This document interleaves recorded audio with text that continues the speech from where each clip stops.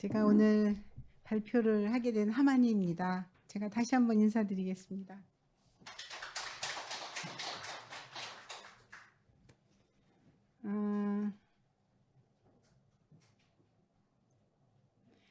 오늘 제가 맡은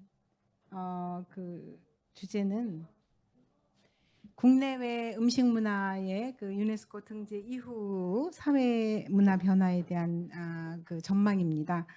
그래서 제가 사실은 이 발제에 대한 의뢰를 받고 한동안 고민을 했습니다. 왜냐하면 등재를 어떻게 하면은 좋을까 이런 주제라면은 제가 얼마든지 조금 이렇게 제안을 하는 거니까 좋은데, 등재가 된 후에 어떤 변화가 예상되는가, 이거는 진짜 어렵거든요. 그래서 제가 고민을 많이 하다가 오늘 기조 발제의 내용에 부합하는지 아닌지 좀 제가 판단하기 그런 힘들지만 그래도 최선을 다해서 외국의 사례, 주로 저는 이제 외국의 사례를 가지고 와서 외국에서 기왕에 등재된 이후에 이렇게 어떤 변화가 있었는가 하는 거를 좀 사례로 들어서 설명을 하도록 하겠습니다. 이제 직접 제가 본론으로 들어가서 국내외 음식 문화가 유네스코 인류무형문화유산 대표 목록으로 등재된 이후 아까 2024년을 예상하고 계십니다. 그러고 난 다음에는 어떠한 사회 변화가 겪게 될 것인가라는 것을 저는 이제 검토 혹은 전망을 해보는 것이 오늘 발표의 주제가 됩니다. 무형문화유산의 사회문화적 기능과 관련해서는 사실은 우리나라든 혹은 모든 회원국들이 한 180여 개의 회원국이 있는데, 그 회원국에서는 유네스코에다가 정기 보고서를 내게 됩니다. 그래서 제가 이번에 참고한 것도 다른 나라에서 음식 분야에 이미 등재를 한 나라들 가운데에 이런 정기 보고서에 그 내용을 포함하고 있는지를 좀 검토를 했습니다. 그래서 자기네가 등재를 하고 났더니 이러이러한 일이 있었다라는 거를 아까 우리 이사장님도 와쇼쿠를 잠깐 인용을 하셨지만 그 외에도 25개, 6개의 음식 문화를 이미 등재한 나라들에서 언급을, 모든 나라가 다 언급한 건 아니고 정기 보고서에 어떤 내용을 담았는가 하는 것을 보고 우리의 장문화와 관련된 전망을 하는 것이 보다 더 합리적일 것 같아서 제 개인적인 의견보다는 주로 저는 데이터에 근거해서 오늘 말씀을 드리고자 합니다. 그리고 나서 그런 것들이, 왜냐하면 또 하나는 전망이라고 하는 것은 약간의 우리가 앞으로 이러한 방향으로 가는 게 좋겠다라는 것을 좀 포함하고 있어야 될 것 같습니다. 그래야만 국가가 혹은 한국 한식진흥원이 그런 방향으로 끌고 갈 수 있을 것 같아서 저는 유네스코가 모범 사례로 생각하는 그런 음식 문화의 무형문화유산이 어떤 것들인가 하는 것들을 좀 알아보는 게, 그것도 전망을 하고 방향을 설정할 때 도움이 될 것 같다고 생각을 했습니다. 그래서 등재가 되고 난 후에 장문화의 변화가 어떤 영향력을 발휘할 수 있을지, 어떤 우리가 기대를 해볼 수 있을지를 좀 알아보고자 합니다. 자, 두 번째, 이제 제가 서론에 우리가 전체적으로 제가 할 내용은 이런 것인데, 이제 두 번째에서는 등재 현황에 대해서 이제 조금 음식 문화가 이렇게 등재가 됐고 하는 이야기를 조금 좀 말씀드려 보겠습니다. 이 부분은 이제 너무나 잘 다 아시니까 제가 좀 빠르게 넘어갈 수 있는데, 2003년도에 무형문화유산 협약을 만들었고 체결했고 지금 현재 회원국이 가장 많은 협약 중에 하나입니다. 협약이 굉장히 많은데 유네스코 안에서도, 근데 무형문화유산, 세계유산, 기록유산, 창의도시 등등 해서 이렇게 협약을 체결을 해서 정책을 이끌어가는 것이 바로 유네스코의 이러한 그 보호, 문화 보호를 위한 아주 중요한 정책이라고 봅니다. 그래서 무형문화유산 보호를 하는데 그 특별히 유네스코에서 강조하는 거는 우리나라와 이제 조금 다르고 또 우리나라도 그 방향으로 지금 가고자 법률을 개정하고 시행령을 고치고 있는 중입니다.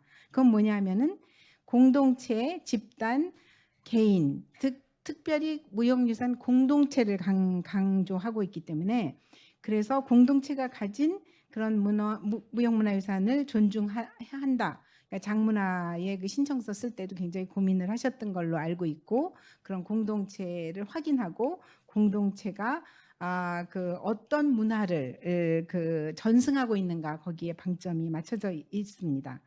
그래서 이러한 그 지방이나 혹은 국가나 혹은 국제적인 차원에서 그 가장 어떻게 보면 가장 작은 단위의 공동체가 전승하고 있는 그런 무형문화유산의 중요성을 서로가 인식해서 그거를 서로 상호 이해를 증진하는 것, 이것이 유네스코가 지금 무형문화유산 협약을 통해서 지금 추진하고 있는 아주 중요한 운동, 우리가 문화운동, 뭐 정책이라고 하면은 뭐 굉장히 강제성이 있기 때문에 어떻게 보면 문화운동이라고 할 수 있는데 이런 것들을 통해서 서로가 국제적으로 협력과 서로 지원을 이제 도모하는 것이 무형문화유산 협약의 가장 중심이 되는 정신이라고 할 수 있겠습니다. 이 무형문화유산 이 협약에 관해서 지금 현재 제가 이런 통계를 가져왔지만 이거는 뭐 이미 많이 아시는 거라서 가장 최근에 지금 현재 대표 목록을 우리가 지금 제안하고 있고 2022년에 올해는 탈문화가 확정되어 있죠. 그래서 11월 지금 마지막 주 12월 첫 주에 정보관위원회가 열리는데 거기에서 탈문화 등재가 이제 공포되고 그리고 나서 그 다음에는 이제 장문화로 신청을 했기 때문에 2년 후가 되죠. 2024년에 이제 희망적으로 보입니다. 제가 봐도 장문화의 등재는 물론 이제 중간중간에 이제 우리가 뭐 조금 보완하거나 수정해야 될 그런 것들이 있을지 모르지만 전체적으로 봐서는 국가가 열심히 응원을 하고 있고 지원을 하고 있고 그렇기 때문에 유네스코에서는 특별한 하자가 없지 않는 한은 아마 등재를 이렇게 하지 않을까 이런 생각을 하게 됩니다. 등재 기준도 여기에서는 제가 사실은 이 얘기를 하는 거는 등재 이후의 사회 변화와 아주 직결된 것들이기 때문에 제가 등재 기준도 얘기를 하게 되는데 결국 이런 것들이 특히 이제 장문화와 관련해서는 지식과 기술이 어떻게 오늘날까지 전승되고 있는가 하는 거에 방점을 두고 있다는 거죠. 어떻게 전승되고 있는가.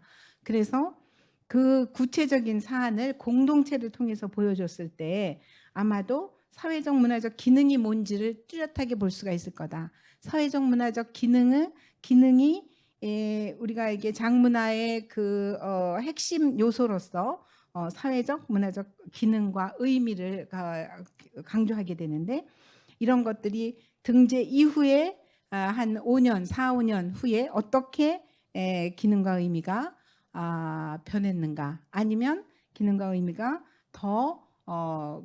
이렇게 더 발전적으로 개선이 됐는가 이런 것들을 평가하게 됩니다. 지금 여기 제시한 제가 가시성이나 그 인식을 보장하는 어떤 어떤 소통을 강조하는지 이런 것도 이미 신청서에 다 들어가 있긴 하지만 이런 내용들을 그대로 지키고 있을 때 우리가 그 이후에 변화를 측정하는 어떤 성과 모델에 이런 것들이 다 그대로 들어가 있다는 사실을 인지하는 것이 필요합니다.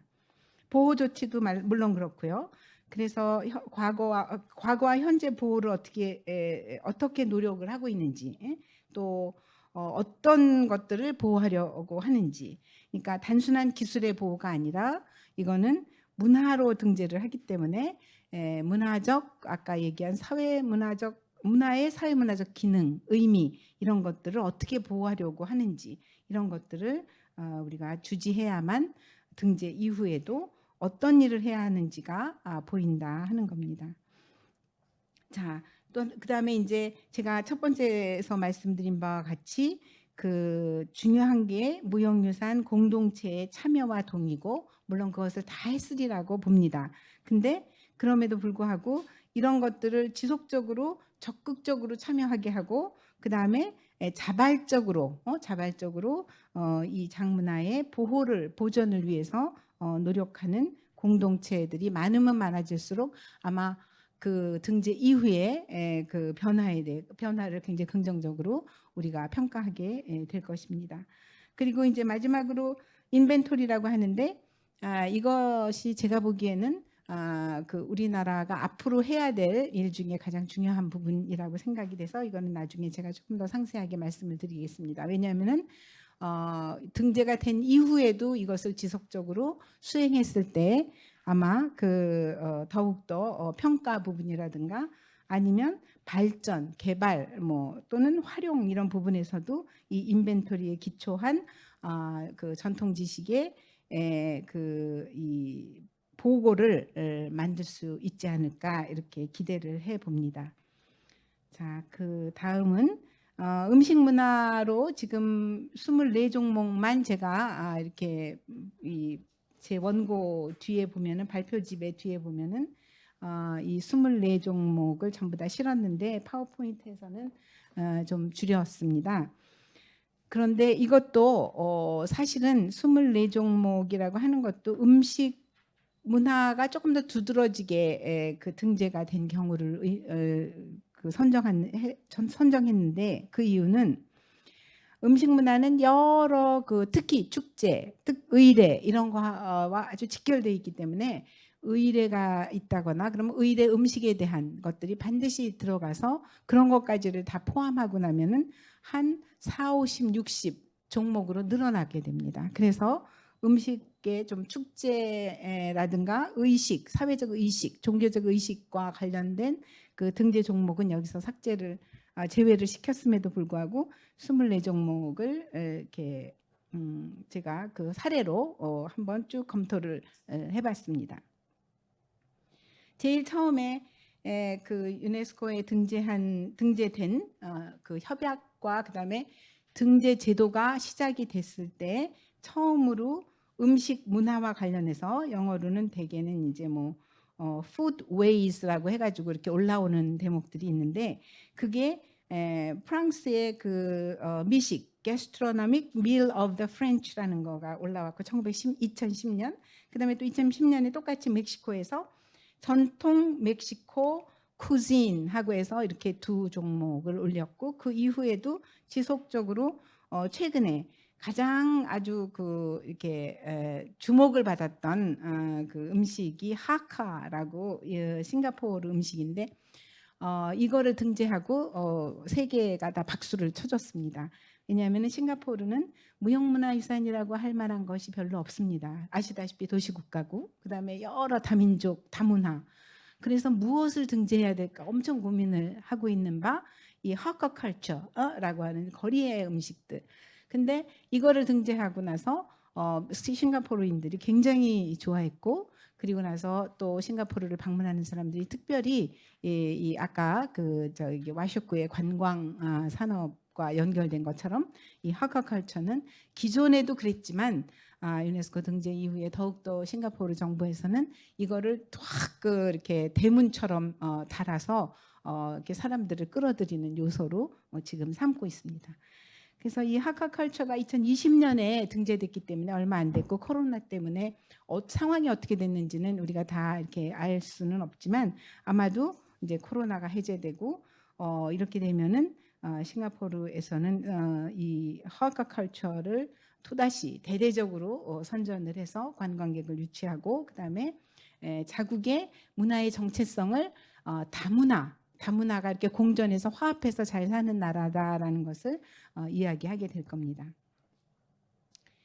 자, 그리고 그 다음에 이제 저희가 이 등재 이후에 아까 이렇게 말씀드린 바와 같이 유네스코가 정기적으로 정기 보고서를 내라고 하는데, 이 정기 보고서를 나라마다 잘 안 냈습니다. 지금까지 막 게으르게 하고 안 내고 그런데 이런 것을 약간의 강제 조항을 만들기 시작을 해서 그 성과 종합 성과 프레임워크라고 하는 ORF라고 하는데 이런 제도를 만들면서 등재가 된 나라에 있어서는 이 종합적인 성과를 자기 보고서를 만들어서 내라. 우리나라도 2011년, 2017년에 두 번을 냈습니다. 읽어보니까 뭐 다 좋은 소리만 써 있죠. 어느 나라든지 마찬가지로 다 좋은 소리만 쓰니까 유네스코의 성과를 측정을 해야 되는데 말하자면 어떤 변화가 있었느냐, 우리가 등재 제도를 해놨는데 어떤 변화가 있었느냐 알 수가 없는 거죠. 그래서 이 ORF 제도를 적극적으로 지금 도입을 해서 이거를 정기 보고서에 이거를 그대로 쓰라고 하니까 이제 각 나라마다 지금 이제 난리가 났습니다. 그래서 그 이 성과와 관련된 어떻게 이런 그 결과나 영향을 효과적으로 측정하는가 해서 이제 유네스코가 ORF라고 하는 종합 성과 프레임워크를 만들어서 다 이제 그 홈페이지에 올려놓고 그다음에 이거를 교육시키고 이렇게 이제 정기 보고서를 쓰도록. 그러니까는 등재가 되고 난 모든 그러니까 우리나라의 경우는 2017년에 정기 보고서를 냈지만 2024년에 이제 정기 보고서를 준비해야 될 그런 해가 됐고 이럴 때 여러 가지 성과를 주로 8가지 주제가 구성되어 있기 때문에 중기, 단기, 장기 이렇게 성과를 측정을 해서 내야 됩니다. 오늘은 뭐 제가 이거를 자세하게 다룰 필요는 없는데 그 성과 제도와 관련해서 우리가 앞으로 이 장 문화가 등재 이후에 어떠한 변화를 예측할 수 있는지 이미 이 ORF라고 하는 안에 다 들어있다는 거죠. 그것을 보고 나면 그 성과를 측정하는 것을 보면 이런 방향의 변화들을 이미 기존에 등재한 나라들에서 그 보고한 내용이라든가 아니면 모니터링한 내용이라든가 컨설팅한 내용들을 종합적으로 보고 이것을 만들었다는 거죠. 그래서 저도 이번에 어떻게 전망을 할 것인가 하는 것을 놓고 이 ORF의 성과 측정 요소들을 좀 살펴보게 됐습니다. 자, 저희가 성과 보고서는 여기서 제가 여기에 담아야 될 내용은 바로 이러합니다. 사회문화적 기능, 아까 말씀드린 대로 그런 무형문화유산과 관련된 것들이 어떠한 사회적 문화적 기능을 등재 신청서에 썼던 내용을 그대로 혹은 더 발전적으로 혹은 또 이것이 퇴색했는가 이런 거를 측정하라는 내용입니다. 그 다음에 두 번째는 이 종목의 활성화와 현재 부딪히고 있는 문제들, 그러니까 종목이 얼마나 활성화되는가 하는 것들은 뭐 여러 가지 측정할 수 있는 그런 요소들이 있겠죠. 이런 것들을 개발을 해서 종목의 활성화를 제공을 하고 제시를 해야 되고 그리고 나서 지금 부딪히고 그럼에도 불구하고 지금 부딪히고 있는 문제는 뭘까? 뭐 우리나라 장문화회 같은 경우에는 자꾸 장을 담그는 공동체 사람들이 줄어든다는 것은 어쩔 수 없는 우리의 고민일 것 같습니다. 그래서 이런 내용을 솔직하게 성과 측정에 다 하지 않으면 우리가 아주 진정한 발전 전략이라든가 가장 중요한 지속 가능성을 담보하기가 어렵게 되겠습니다. 그러니까 이런 우리가 지금 안고 있는 문제에 대한 정확한 측정이 필요할 것 같습니다. 그 다음에 이런 종목의 보호를 위한 노력이 어떤 영향력을 발휘했는가 하는 것도 우리가 생각을 해야 되겠죠. 그래서 이거는 주로 종목 보호를 위한 노력은 국가 또는 민간 차원에서 다 같이 해야 되고 그것들이 분명히 등재를 하고 나면 훨씬 더 보호를 위한 노력에 대한 영향이라고 하는 거는 훨씬 더 긍정적으로 좀 개선되지 않을까라는 생각은 듭니다. 그러나 더 중요한 거는 그거를 지속 가능하게 만들어야 되는 단기간 혹은 중기간이 아니라 장기적인 그런 지속 가능성을 우리가 어떻게 담보해낼 수 있을까 하는 거는 민관이 같이 고민을 해봐야 되는 문제라고 봅니다. 그리고 이제 또 하나가 등재 신청서에 제출했던 것과 새로 보완된 그 여러 가지 보호 계획이나 이런 것들이 공동체와 집단과 NGO의 그 무형유산 보호 활동의 어떤 참여도 이런 것들을 잘 그 측정을 해 두어야 될 필요가 있다는 거죠. 그래서 국가나 혹은 국가기관만이 이런 것들의 보호의 주체가 되는 것이 아니라 더 중요한 것은 공동체와 민간의 참여다라는 것을 유네스코는 항상 강조하고 있고, 또 사실 우리 스스로도 그래야만 이것이 지속 가능한 문화로 그 후손들에게 남겨줄 수 있다, 이런 생각을 하게 됩니다. 자, 제가 마지막 사례로는 그렇다면은 모범 사례에 대한 검토를 좀 해볼 필요가 있다라는 생각이 들었습니다. 그러니까 등재 이후에 그 장문화를 모범 사례로 내걸으려면 도대체 어떤 것들을 우리가 좀 유념할 수 있을까 하는 것을 다른 사례에서 전례에서 우리가 좀 그 공부를 해볼 수가 있을 것 같다는 생각이 들었습니다. 그래서 유네스코가 이미 등재된 종목들 가운데 케냐의 경우, 케냐의 모범 사례를 아주 널리 선전을 하고 있습니다. 그래서 유네스코 홈페이지에 들어가 보면 누구든지 찾아볼 수 있는 그 케냐의 전통 음식과 음식 문화 보호의 성공 사례 이렇게 딱 뜹니다. 굉장히 successful story다라고 해서, 그래서 이것을 보니까 가장 핵심이 교육을 통한 전승이었다. 이거는 이제 제가 좀 이렇게 압축을 해놓은 건데 굉장히 긴 스토리니까 어떻게 교육을 통한 전승에 성공을 했을까? 이 케냐의 사례가 지금 전 그 아프리카 여러 지역에 뭐 부르키나파소라든가 혹은 뭐 서아프리카 지역의 많은 나라들이 여기에 같이 참여하는 그런 그 사례가 되겠습니다. 제일 첫 번째 모범 사례로 드는 거는 우리나라의 장문화처럼 전통 음식도 케냐에서 점점점 이렇게 사라져가고 있었고, 젊은이들은 먹지 않으려고 했고, 냄새나고 가난의 상징이었다. 우리도 똑같죠. 장문화가 된장은 냄새 난다고 싫어하고, 고추장은 맵다고 그랬고, 간장은 양조가 그 일본장에 밀려서 우리가 잘 먹지 않는 그런 상황에 처해 있었는데, 다행히 우리는 장문화의 그 여러 가지 그 가치를, 발효 음식으로서의 가치라든가 건강 음식이라든가 그다음에 우리나라 문화의 그 정체성으로 중요하다라는 그런 인식이 결국 유네스코의 등재로까지 그 이어졌는데, 케냐도 마찬가지입니다. 그래서 전통 음식이 점점 사라지고 있을 때 케냐에서는 어떤 일을 했느냐 하면 젊은이들과 청년들과 함께 혹은 어린 학생들과 함께 자기네들의 전통 식물에 대한 정보들을 아까 인벤토리라고 했는데 그런 인벤토리 작성에 들어갔습니다.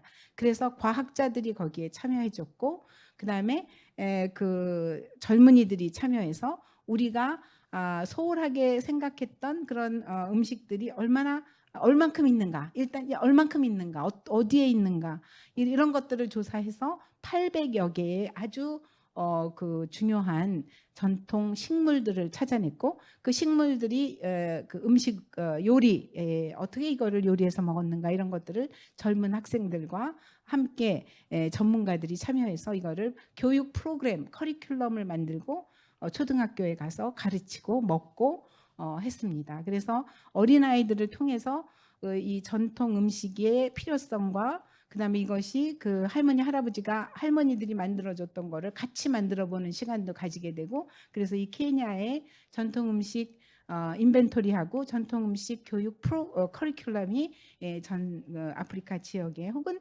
다른 지역의 그 개발도상국에서도 널리 쓰이고 있다는 것을 알게 됐습니다. 자, 이런 모범 사례뿐만 아니라 또 제가 음식 문화와 관련해서 이미 그 국가나 지역 혹은 공동체의 문화 정체성으로 더욱 공고하게 만들어진 예를 발견할 수가 있었는데, 그거는 이제 다음 세션에 발표가 될 일본의 와쇼쿠가 될 수 있고요. 그 다음에 프랑스의 그 gastronomic meal of French라고 하는 프랑스의 미식도 거기에 해당이 되겠습니다. 이게 이런 문화적 자긍심을 높여줄 수 있다라는, 그래서 그 자긍심을 통해서 이 훨씬 더 문화 산업을 일으키는 데 도움을 받은 나라가 또 멕시코였다는 것을 확인할 수가 있었고, 그다음에 또 사회적 결속과 협동에 기여한다.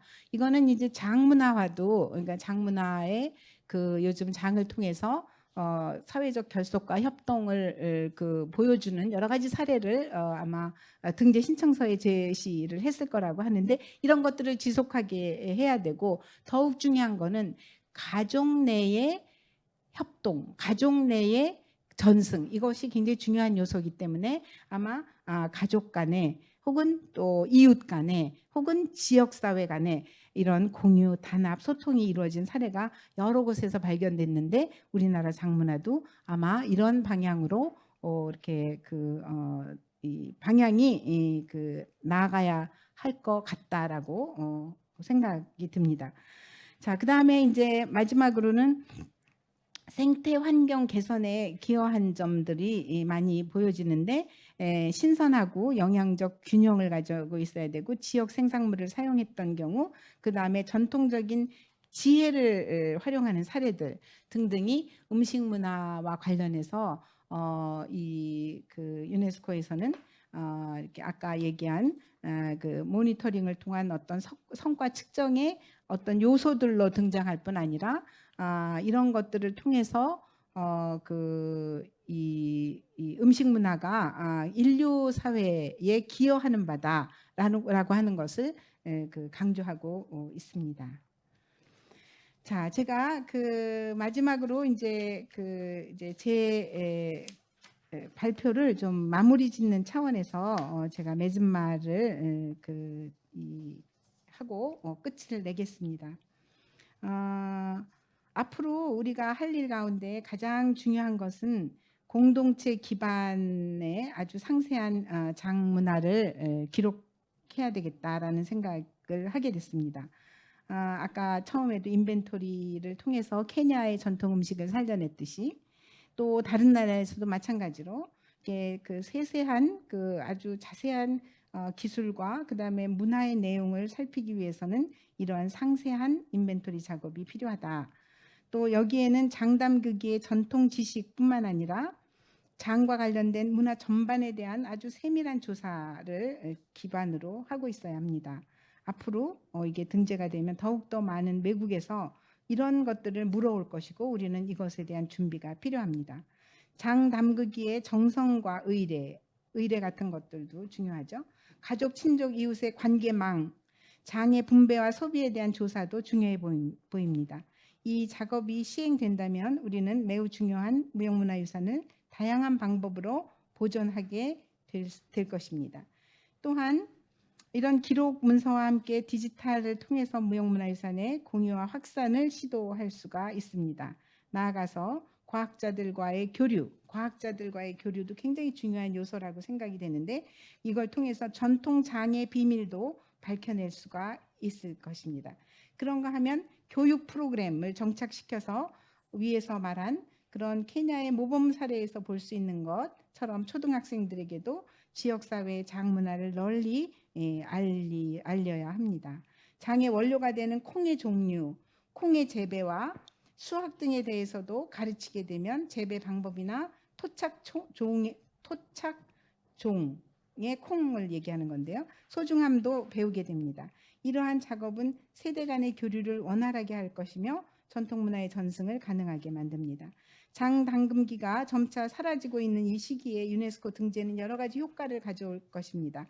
그러나 그 효과가 일시적인 이벤트로 그치지 않아야 하고 지속 가능한 문화로 가는 장기적인 정책도 필요합니다. 그렇게 되면 장문화에 대한 자부심을 높이고 건강을 상징하는 음식으로서의 장 소비를 꾸준히 늘려갈 수 있을 것입니다. 장문화를 보호하는 일은 어느 한 개인이나 단체가 할 수 있는 것은 아닙니다. 정부와 NGO 기관, 대학, 지역사회 기반 조직 또는 국제기구 간의 상호 협력이 있어야 가능할 것 같습니다. 네, 이상으로 제 발표를 마치도록 하겠습니다. 감사합니다.